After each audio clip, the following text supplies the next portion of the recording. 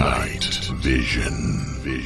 Following clues left by our ancestors, we unbury the past to reveal a knowledge of unfathomable value, putting us just a little closer to our own true birthrights. From the secret history of a possible bloodline of Jesus Christ, the secret history of America's founders, to the secret history of extraterrestrial interaction on our planet, here to bring light to the night. Your host for Night Vision Radio, Renee Barnett.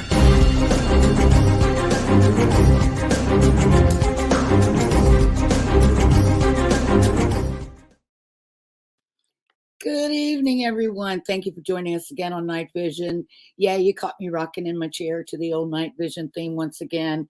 And I'd like to give a shout out to the composer, arranger, and player of all the instruments, Jeff Floro, who created that music, especially for Night Vision. Still grateful, still using it, still love it. Anyhow, also, I would like to give a shout out to our official Night Vision historian, James Martin, who is home ill this evening. So he won't be joining us, but I can guarantee you he will be watching because he's had some input in tonight's show, of course. He's very manipulative, you know. And so he insisted on helping me form some questions to give to my tonight's guest, who I'm really excited about. This is my very favorite YouTuber, and I have been following her just for a few months now. I found her somehow. She popped up on my YouTube recommendations, and frankly, a lot of you guys probably remember my old dear friend Gloria Amendola, who's an author and intuitive, and she was on the show quite regularly, and she and I did a lot of tour groups around France and the UK together, and she passed away suddenly on Easter nearly 3 years ago. And that's what, you know, I admitted it to my guest tonight that she drew me in because she reminded me of Gloria. And so I started watching, and I thought even more so because she is an amazing person. Her channels, or one of the channels, is largely to do with her tarot reading. But she's not your regular tarot reader or, you know, fortune teller type at all. She's extremely level-headed, feet firmly on the ground. Her background is in police work and from a management level. And so she brings that to the table, and she has such a wonderful way of interpreting the cards, and it's quite amazing, those answers that come out. But I'm not going to delay it any further, so I would like to introduce Miss Ellie of Ellie Dreams Down Under, and the universe always wins. Hi, Ellie. Hey, Renee, it's so good to see you. Happy Halloween. Happy Halloween to you, and I'm loving your background. Oh, I love the spider I think background. it's great. Yeah, it's one of those free wallpapers I downloaded today, and I thought, oh, that's perfect. That's just perfect. I'll show you how to do it later.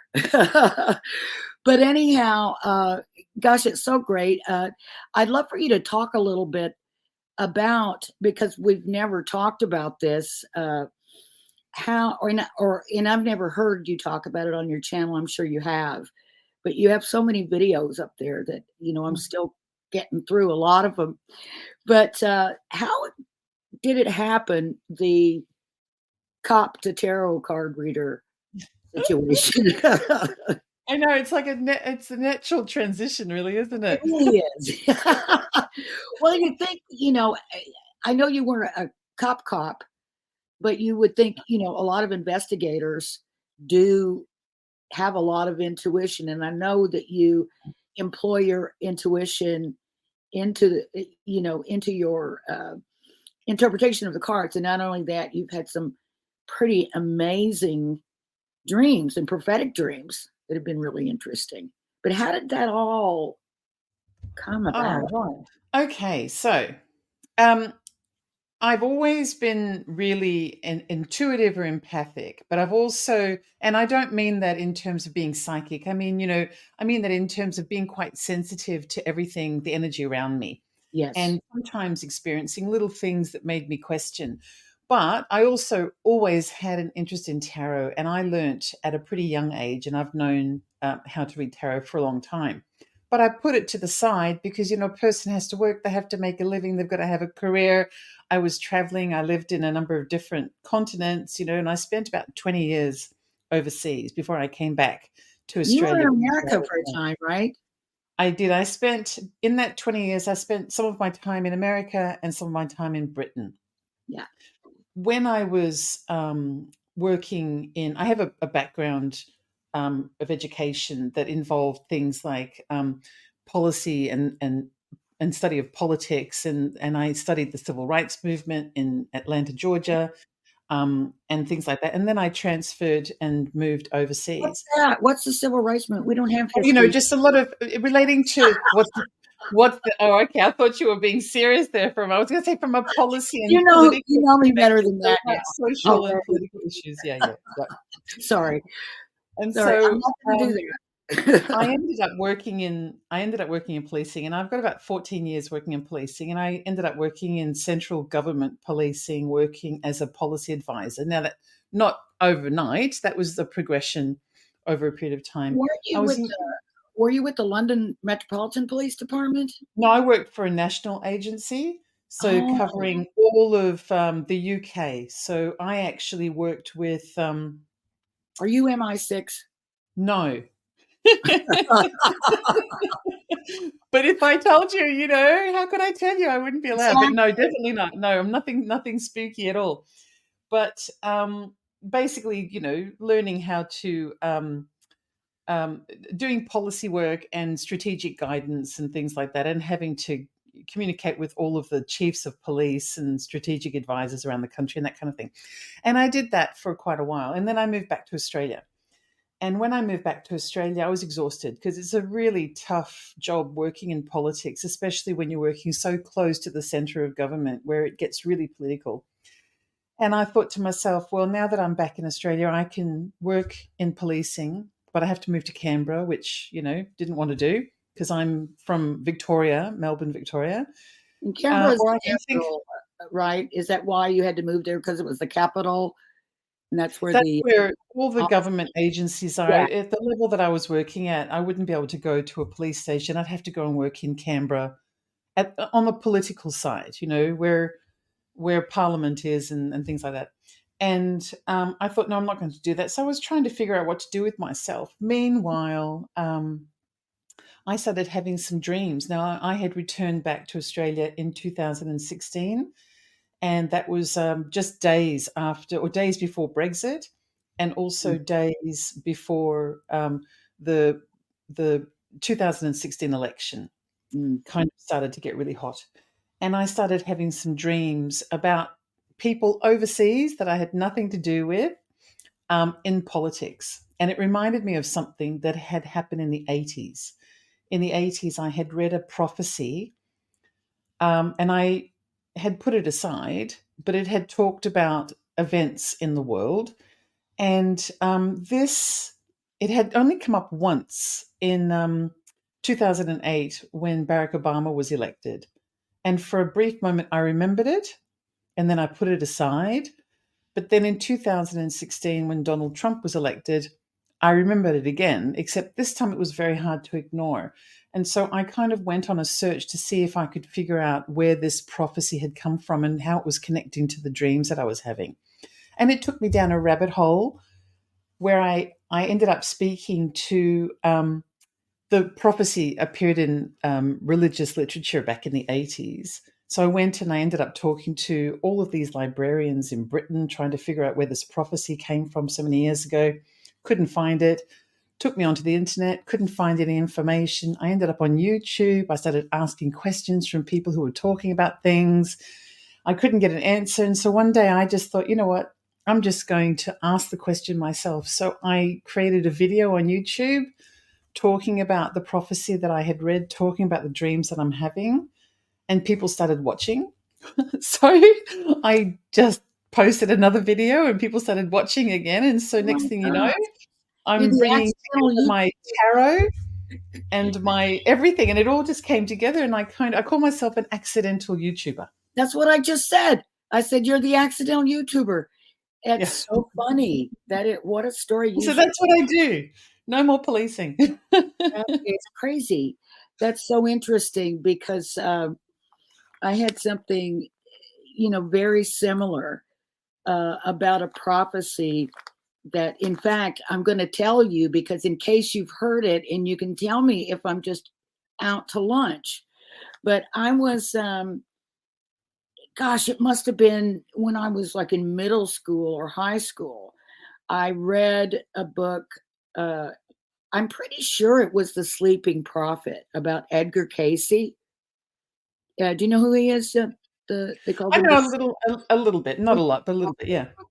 and there was something that he said that stuck in my brain at that young age, and I've not been able to forget about it. And I'm wondering because I've looked for it again and I can't find it. So I'm wondering if somehow over time, I misinterpreted it or I'm remembering it wrong. But what I remembered was he he was talking about, a coming huge war. And he said that it would happen when Russia allies with Red China was what he called it at the time. And so in, recent months as the uh, Russia is more and more isolated from the rest of the world, they are going closer and closer to China because China is one of the few people that will buy their petroleum products and trade with them.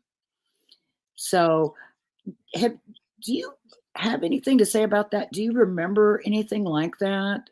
Hearing about when Russia allies with Red China? Well, the prophecy that I read was also about a big war. And you all these, the end is nigh, all of those sorts of Right. things. The guy with the sandwich board out in the street that's yelling and screaming, we've all seen that. And when you see it, you put it behind you. You don't really think about it. And at the time that I read this prophecy, it was like in a little pamphlet. And it said sort of similar things, except it didn't exactly involve China as a main player. What it said was that there would be two world leaders that each had 5 letters in their name, and they would form an unholy alliance. And then through a variety of different circumstances, yeah, you can see, through a variety of different circumstances, Yeah. involving the Middle East, involving Europe, involving all these different, all converge into this big catastrophe. Oh my God. And it's so huge. China was mentioned, but it wasn't mentioned as a main player. But there's lots of different variations of this kind of prophecy. And I'm going to tell you now, I have scratched it and scratched it and scratched it so much now, it doesn't bother me anymore. But at the time, it seemed to be unfolding. And I actually have a different perspective now. Now I think it's kind of little cycles that often repeat similar behaviors that look familiar. And we call them prophecies, but they're really just history repeating itself because we're constantly moving in cycles, I think. Well, it seems that way. Certainly, I think we are. Yeah. But that's so interesting. So, when did this start? When you moved back to Australia and you started doing the YouTube videos initially? Well, my very first video was on, I think it was the 23rd of April, 2020. Your election, yeah. So Yeah. not really very long. That's pretty Yeah. long. I've been going 3.5 years. Yeah. Yeah. Well, Or I've been two, getting some yeah, great something like that. ideas from your broadcasts, and hearing some wonderful questions from your audience that are triggering me to go look things up for myself. And, I think I already told you about, you did that show on James McDonald, the scientist, the Yeah, yeah. scientist back in the 60s who was trying to basically warned the government about the UFO problem and ended up, dead in the desert by suicide, although he was blind. So, how did he get himself out there? And I think he was shot a couple of times. So, I'm not sure. Anyway, sounded You pretty, know, pretty serious. what his connection was, that reading that I did on James E. MacDonald was based on something that took place in 1966 in Australia, just down the road from where I live, That's which right. was a mass UFO sighting where about 100 students and faculty witnessed some disc-shaped I think there were 3 UFOs in the sky. One of them landed in a field behind the school. And this, I think, was in March or April of 1966. And he happened to be in Australia somewhere shortly after that period and wanted to investigate that. And that was the connection that he had to Australia, which ended up resulting in me reading, even though he lived, I don't remember, was it the late 80s or the early 90s, I think? I think it was the early 90s when he died. Was it that late? Maybe. I Maybe think so. it's been some time ago. And I know that, he was just, suppressed. And I mean, you see so many of those stories in government like that, especially if it's involving some sort of military secrets or something like that. They just kind of disappear sometimes, or you'll see them and they'll be like losing their minds, so that no one will listen to them anymore. So you wonder, what's being done or what's happening with those people. But anyhow, I was hoping maybe we could get you to do a little bit of answering questions or Yeah, I got my trusty buddies with me here. about a couple of things. And as I said, I did consult with James Martin on these questions, and so we came up with 3. I don't know if we'll have time to get through them all, but don't feel obligated to do like a super extensive. I just kind of want to get an idea, and since I've got you as a captive here, I can ask the questions I want to know. Anyway, all right. So the first one is regarding the group known as the Knights Templar, the warrior monks. In southern France, what is southern France today? It's right down on the Spanish border, so far south that you're in throwing distance of the Spanish border, and what used to be called Aragon.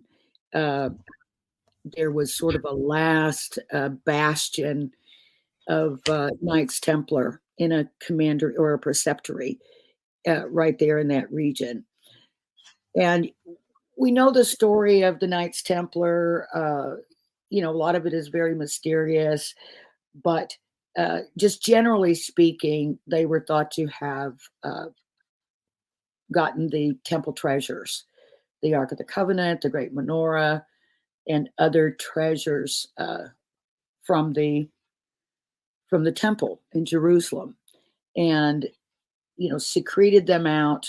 And I think it was they were originally brought to Paris, and then it was rumored that they brought them on down to the region.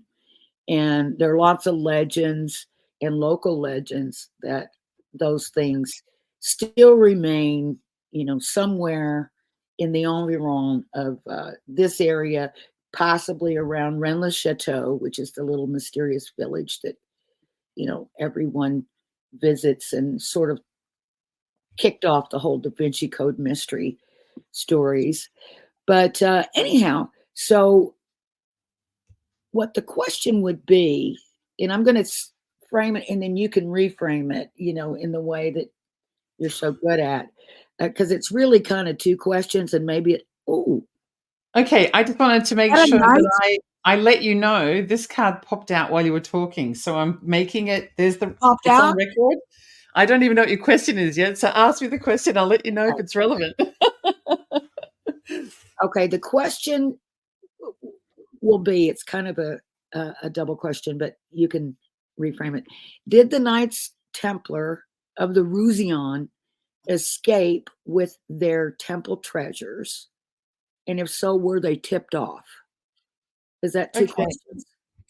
I think it's two, but it could be the thing. Just in terms of relevance for this card, this for anyone who has trouble seeing it or is listening, this is the death in reverse card, and what it's about is a near-death experience, or it can be about an accident, or trying to avoid the inevitable. And so it Mm, would all depend on the context. If it's an accident, or a near fatal accident, that can relate to being tipped off to avoid something, yeah, so and just escaping. barely getting away. And if it's about avoiding the inevitable, it could be, or trying to avoid the inevitable, it could be about taking things away from somewhere to prevent them from being where they would be located, or something Right. like that. But because it popped out, I thought I would just let you know. So I can actually put down some cards for reading, and we'll see if you like. Sure. I take seriously a card that wants to come out of the deck as I'm Yeah. shuffling. Yeah.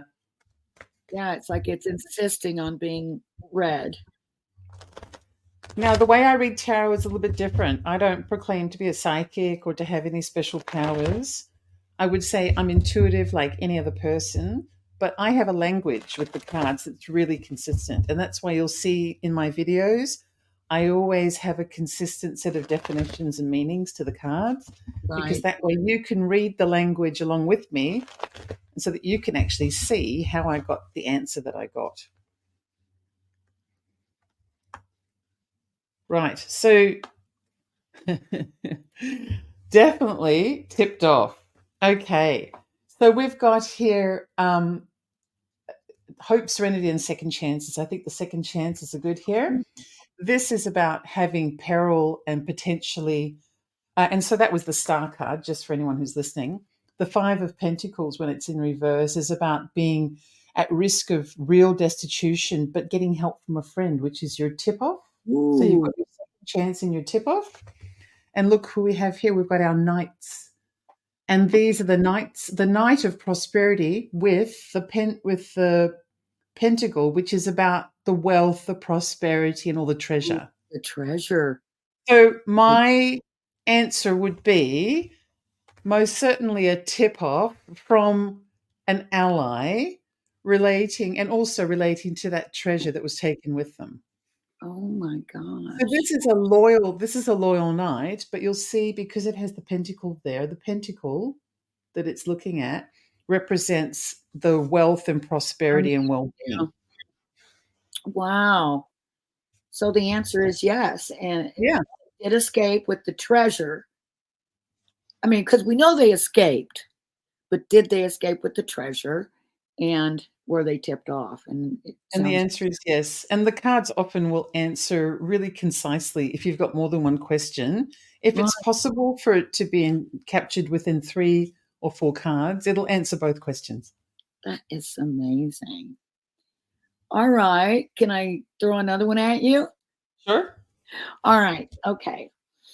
In the 1600s, in 1612, there was something called the Pendle witch trials in England, up in the north.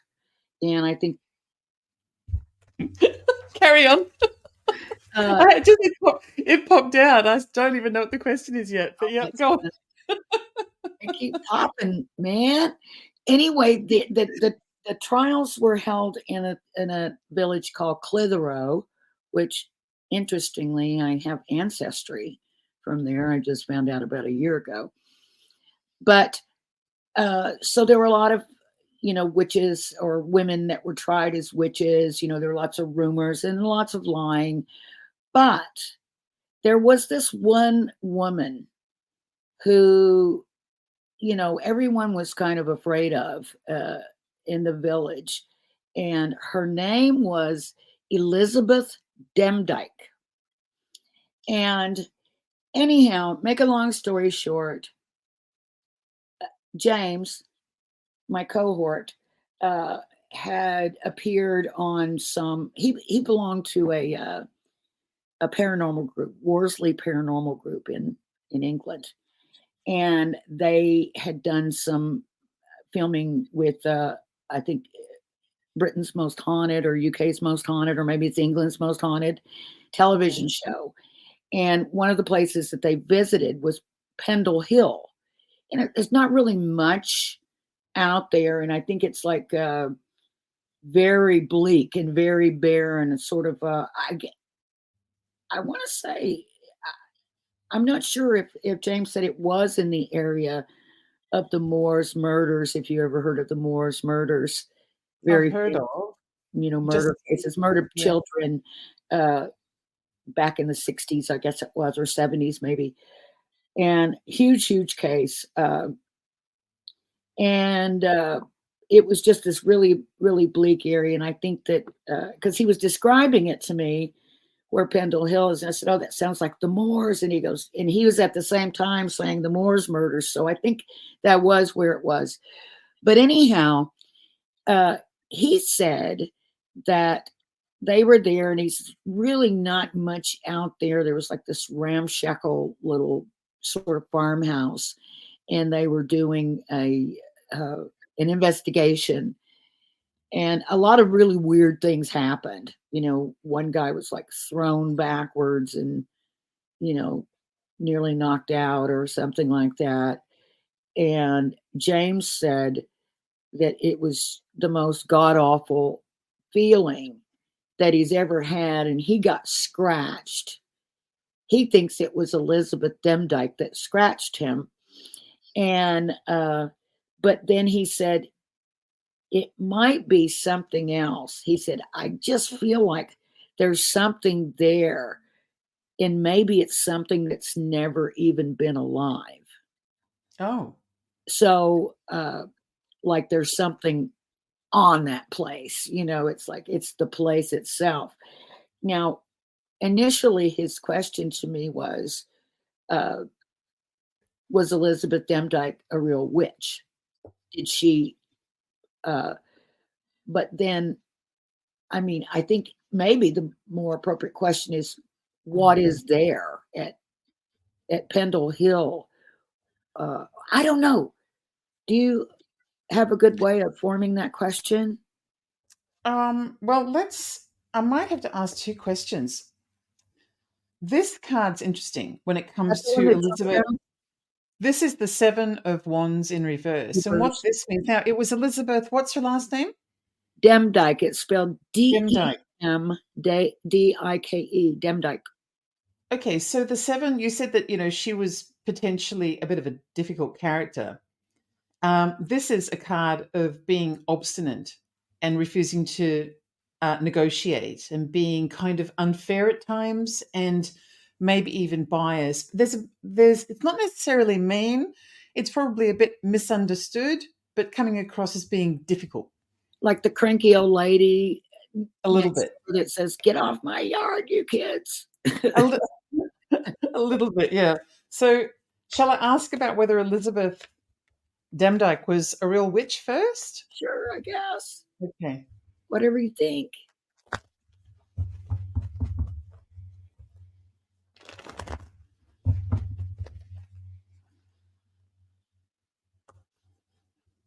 Mm.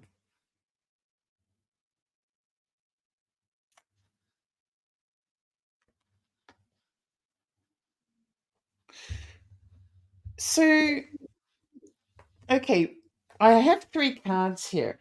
And generally, when I do a reading, the center card is called the anchor card. And it'll often come up as being a very central part of the answer. And the anchor card there is the High Priestess. The High Priestess is a really highly intuitive female energy. It's about mysteries and secret. And there's an element of kind of mystery and magic there. Can you see there's like a cloak of pomegranate behind? Well, reality is obscured. That's in the sky behind. You can get a peek that there might be a little bit of sky there. Yeah. But generally, it's all hidden. This would indicate that the answer is a yes. However, we've also got a couple of other cards. This is about being able to balance your resources and your abilities. So there's something there about, it could be about how powerful she was, whether or not she had a unique set of skills. But it's a card, a pentacle card, which is also about prosperity. So it could even be about her being quite rich and effective. And then we've got here also um, a card of partnership, but you'll see there's an angelic being that's overseeing this partnership. Well, this, and also there's a very high mountain there that represents a real closeness to spirituality. When I look at all of these cards together, having almost like a union with someone else, but I think it's a union with spirituality. When look at all the cards together, the answer would be yes, very effective and very powerful as well. You know what just occurred to me when you were reading the cards and it appeared that the answer was yes? It popped into my head that, maybe she was a witch, but maybe that wasn't such a bad thing. And maybe there is something there. And maybe she was sort of protecting the village or keeping that. I wonder if it could be that she was sort of keeping it at bay. And then once she died, now that negative. Well, the Two of Pentacles is about balancing everything out. It can be about keeping everything on the equilibrium so that it stays calm. That's why you see him kind of balancing two things. But Right. also it would explain the other card that popped out, which is about having a really strong personality so that you can balance everything. Otherwise, if it's too much for you as a person, if you don't have that strength of constitution, then the whole thing can topple. It seems to me as though the word witch is probably relative to whose perspective. The Sure. cards don't call her a witch, they call her someone who had deep, intuitive, spiritual, like a spiritual connection that was pretty powerful. Yeah. I wonder if she had a way of, like you said, working with the energies, sort of keeping things in balance so that, things are calm and not chaotic.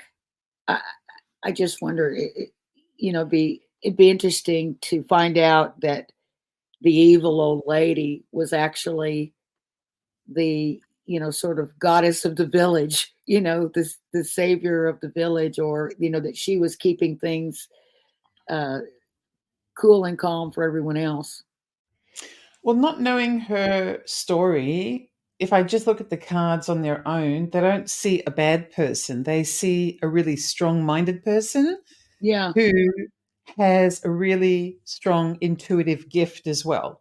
And so if you're constitutionally powerful within yourself and you're also connected, then that can be perceived in different ways. But it does mean that you've got the strength to balance a lot Yeah. of other people's well-being. Yeah. Do you feel like pulling one card to Yeah. see what just about Pendle Hill and what the energy Yeah. is there, if it tells you anything?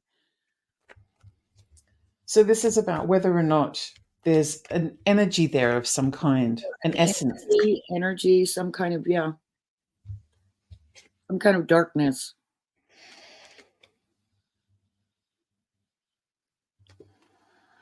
No.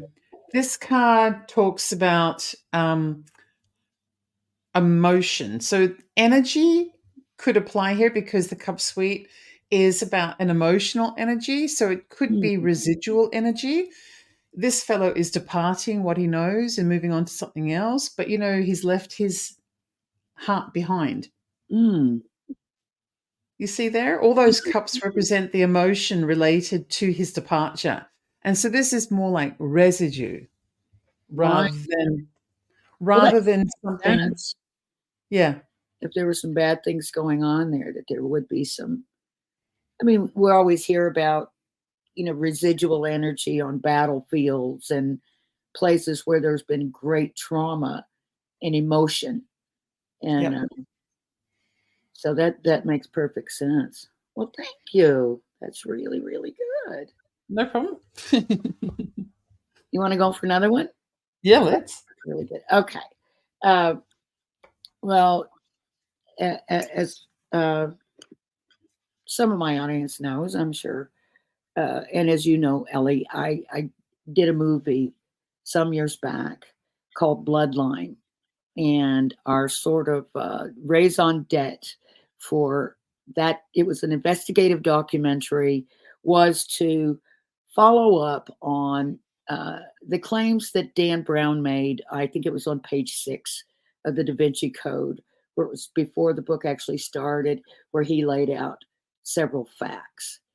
And a couple of those facts were facts: Jesus and Mary Magdalene were married.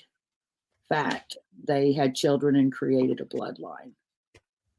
Um, I'm wondering whether there's anything the cards might have to say about that. And then maybe if there's time for a follow-up question on that, depending on what they say. Now, this is something that I ordinarily would do a full reading on, but Oh, okay. I think that in light of the fact that I can't show you the cards as I'm laying them down, I don't want to lose the impact of the message. But what I can do is I can tell you that I'll do a follow-up full reading on my channel so that Oh, we can wonderful. look at it, in more detail, because that way I've got the other camera set up that shows the cards as they're being laid down, and it's Yes. much easier to read. But let's do a Yeah, I quick should reading mention on that that while you're question. laying the cards out, that on Ellie's channel, she's got a split screen. So we see Ellie talking, and then we also can see the cards as they're laid out, facing us, looking at them very clearly. And it's really helpful because you can see what she's describing about each card. And so it's very helpful. But we didn't think of that in time for this show, or we would have had that set up. Next time we will. We'll get her back. So I put down 3 cards and I saw a marriage, and so I put down a 4th card. The first card is is a female queen. This is the Queen of Hearts. This might represent the female in the partnership. So this would be Mary Magdalene. I then have, and this is a love connection. So this would be a person who is a good friend, and actually it's a genuine love. It's not like a marriage of convenience or a partnership of Right. convenience. This person has a real sense of compassion and love. I then got the Knight of Swords. This is often considered to be a political or incisive or decisive kind of knight. However, there's a really strong ideology behind this knight. So this could be someone who has very strong beliefs um, and follows them through with conviction. And that makes me wonder whether this is her male counterpart, which could end up being Jesus. The thing that concerns me, though, is Be that rebellious, against the state and everything. So, well, he hasn't come up as a king, but then again, he wouldn't be a king. He would be kind of next fellow down, which would be knight, because he's the son, isn't he? yeah. And that could be the reason why he appears as a knight. But the strong ideology behind the Knight of Swords Or, could mean partnership. We then have their partnership here. oh So my this God, card it came up. and that was the 3rd card that came up. So I thought, you know what, I'll put down a 4th one just to see. That is So wild. we have a marriage, and then we have the ultimate when it comes to prosperity and well-being. This Ace card, or Ace of Pentacles, can also be a yes card, but it also could be a prevalence or a way of saying not only did they procreate, but they did it with abundance. And so it could very well be that there is a very strong, prosperous bloodline. Wow. So I would say that with the proviso of recognizing that there's something, a question mark behind Jesus appearing as a knight rather than the highest possible order. That would be the only thing that I would question mark You about know that what? reading. You know what popped into my head. You know, and again, everybody knows I'm no psychic or anything like that. But when you said she was the queen, and then paired with the knight, I thought maybe she was a heck of a lot more important than what she's been given credit for. Oh, yeah. You That know, would indicate, yes. Yeah. But this was the card, the lover's card is a really complex card too. This is, it can be a partnership like a marriage, but the mm, angel can preside over it. But you'll see there's so much symbolism there that takes you very close to the heavens as well. mm. And I won't go into all the detail, but you know, even just the size of the angel and the peak of the mountains and how close the sun is. And sun represents that achievement of real spirituality. But these are also Adam and Eve characters as well. And so that's about partnership and marriage. And so when I saw that, well, you can't just stop there. You've got to see what happened next. And what happened next was the ultimate prosperity. And that would indicate that there's a really strong bloodline. Yeah. Oh, you know, and I won't ask you to, I mean, unless you just wanted to, because I know you want to cover this at another time. But I wondered though, and it's my sort of thinking, when we did Bloodline, you know, we had a lot of people that we interviewed, and a lot, I mean, we shot for 5 years. So Wow. it was a lot of stuff didn't make it into the film. And sometimes I can't remember, you know, if this made it in or not. I kind of think it did, but we had contacted a mathematician at MIT, or a statistician, mathematician and statistician at MIT. And he had looked into the idea of, if there was indeed a bloodline of Jesus and Mary Magdalene, you know, who would be in it today? How many? And his answer was almost everyone. Hmm. Um, and so, you know, we have this idea of, That's interesting. yeah, That how, is really because it would have been so long ago that, you know, and, you know, spread out. So, but, you know, there's also this thing of, you know, ruling by divine right and bloodline, royal bloodlines, and that sort of thing. And we know that, you know, families used to intermarry a lot, mm. causing all kinds of problems.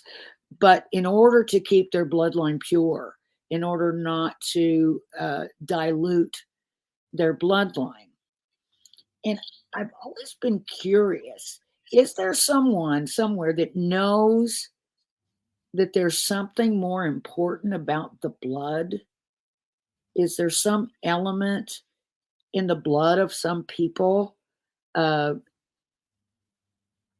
you know, we always talk about the blood of Jesus, and I don't know, you know, but and we hear things about, you know, people with Rh negative DNA. There's something particular about them. Some people feel that, you know, they have some sort of extraterrestrial connection or something like that.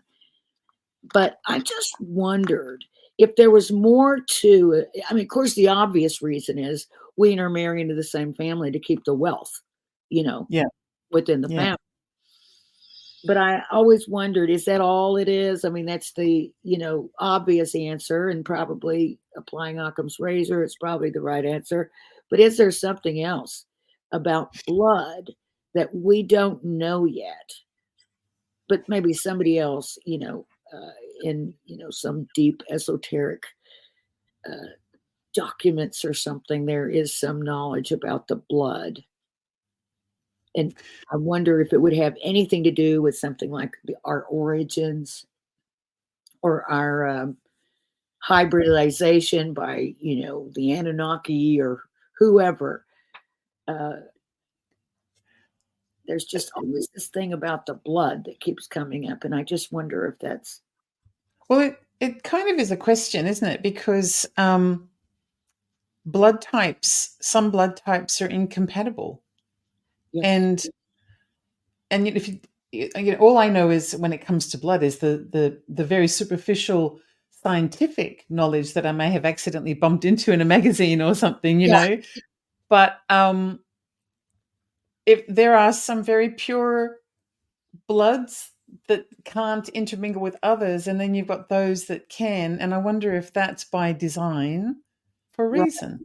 There's like the universal blood They serve type. a different I guess it's purpose. so positive Yeah, that anyone can receive, and then there's others that are just can't. trouble if you get them into the wrong arms.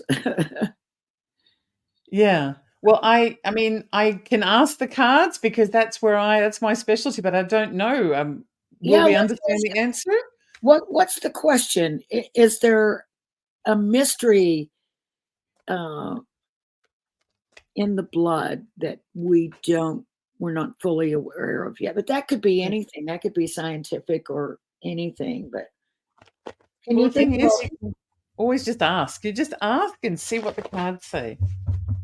what is it about this blood thing, dear There's cards? something. Is there something else to the blood other than what we know? Smudgy says, "What's the deal with the blood?" Doesn't matter what the question is. I just ask it and Yeah, then just read the response, and hopefully we make some sense out of it. All right, let's have a look here.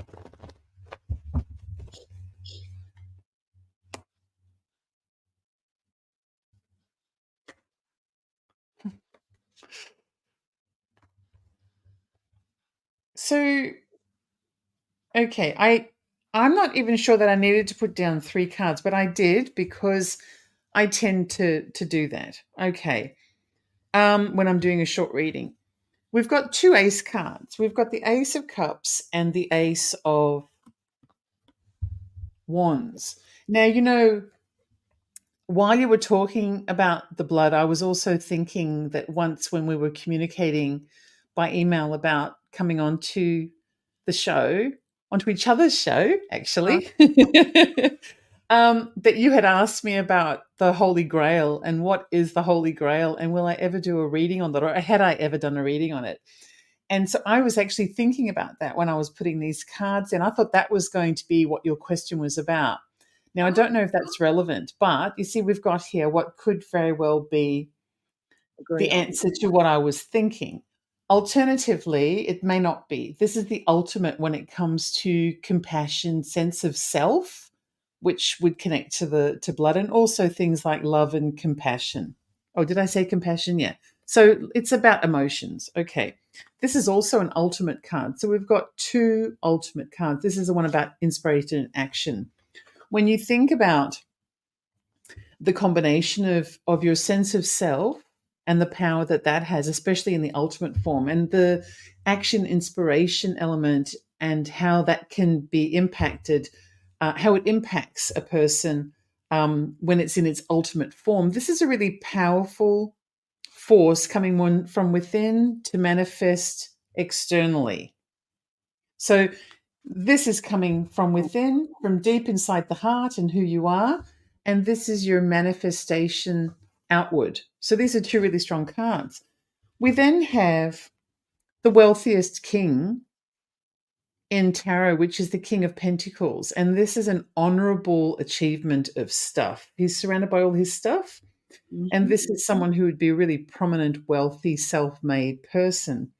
So what the cards have basically said, it's sort of, you've asked me about blood, but I have to keep in mind what I was thinking while you were asking as well. If we have a Holy Grail question that was in my mind, then the Holy Grail answer is one of, you can take it literally as being a goblet or a cup, or you could take it as being something that is within. And then when it comes to the blood, what we have here is we have this really strong essence of vitality and sense of self that brings prosperity. And without having a scientific question specifically or knowing what we're looking for, what it really states is that it's fundamental to lots of important things. And it kind of is the source of everything that surrounds us in a way. Well, let me tell you how interesting it is that you thought of the Grail at that time, because I don't know how much research or interest that you've had in the Holy Grail, but the Grail could be one of many things. It's said to have been the cup that caught the blood of Jesus at the foot of the cross. It's said to be the cup that was used at the Last Supper, but it was also said to be the womb of Mary Magdalene Yeah. and the bloodline of Jesus. Oh, So right. the fact that you thought about the Grail when I was talking about blood, that's interesting. Well, that's really interesting because then I put the cards on. Have I? Yeah, I have put. Okay.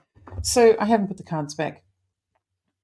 Do you know this king is the king in charge of all the wealth of everything? And Yeah. so, oh, there I am. Oh, And so deal. he's surrounded by everything that is, it's all kinds of wealth and prosperity. And then we've got two ultimate cards, and the the ultimates are related to feeling and also desire, but not desire necessarily, in a sexual way. Just, I want to manifest something, and so therefore, I manifest it. I think that the cards are telling us in their language that blood is a very important element of the question. But I have to keep in mind that I was asking quietly to myself whether you were going to be talking about the Holy Grail. Oh, that's just interesting how that. I think that, there's a couple of full readings. When I do full readings, I'm able to, and I don't want to bore you with the full reading in this show because they're really detailed and they take time, and especially without having the cards right in front of the viewer Right. so that they can see them being put down. It's not as easy if you're just listening to get the gist. But I can ask, I'm happy to ask both of those questions, whether it's the one about the bloodline of Jesus and Mary Magdalene, but also this Holy Grail thing, which could end up being part of the same reading, really. Wow. We're getting so close to the end of the show. It's just ridiculous. And I'm scrolling across the bottom of the screen the names of Ellie's Oh, main channels on YouTube. Ellie Dreams Down Under and The Universe Always Wins. Highly recommended. thank you, Renee. And and I'm going to be a guest on Ellie's show on The Universe You are. Always Wins. And what day am I going to be actually? Is it going to be on Halloween Day? Well, I think it's probably going to be either the 30th or the 31st. So normally we would run on the 30th. But I might end up putting it onto the following day so that it actually runs on Halloween. Yeah. And so it would Oh, air on Halloween morning. all right. That's really great. I thank you so much for inviting me. And so check me out with Ellie when for her Halloween show. Yeah. And I sure appreciate you coming on. It's been really good. And It's I been just a real pleasure. remind everyone to become a member of KGRADB. That's rolling across the bottom of the screen right now. If you're just listening and not watching, it's live.kgradb.com. And please use the code VISION for a monthly subscription. Start to say prescription. Sometimes it can be. And Vision 22 for an annual subscription. And also, just go to the website and sign up for the newsletter. If nothing else, it's absolutely free. If you sign up for our mailing list, you'll automatically receive our official newsletter every month. It's full of interesting stories and news about upcoming events and past events and all that kind of good stuff. So I hope you'll all rush right over and join us at the website. But Ellie, again, it's just been great. Now, where is Smudgy and Lolo? Do you know what? I've been holding my breath the whole time. I did an interview with a chap this morning. It's afternoon here now, but this morning I did an interview with a fellow for The Universe Always Wins.